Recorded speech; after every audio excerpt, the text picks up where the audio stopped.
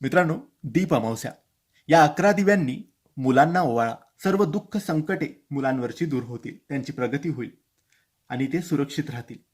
मित्रांनो, श्रावण महिना सुरू होणार आहे आणि श्रावण महिना सुरू होण्याआधी एक दिवस आधी येते ती आषाढी अमावस्या, जिला दीप अमावस्या सुद्धा म्हणतात. यावर्षी दीप अमावस्या 24 जुलै गुरुवारच्या दिवशी आहे आणि या दिवशी आपल्या घरातले जुने नवीन सर्व दिवे आपण स्वच्छ करतो, त्यांना प्रज्वलित करतो आणि त्यांचे पूजन करतो.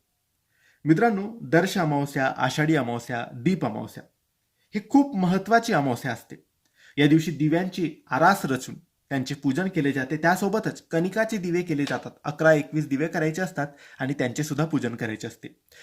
हेच 11 दिवे जे आपण करतो कणिकाचे, त्या दिव्यांनी आपण आपल्या मुलांना ओवाळायचं आहे. लहान असतील मोठे असतील सर्व मुलांना आपण एका जागी बसवायचं आहे आणि त्यांची ओवाळणी आपण करायची आहे. मित्रांनो, दीप अमावस्या ही एक अशी पवित्र अमावस्या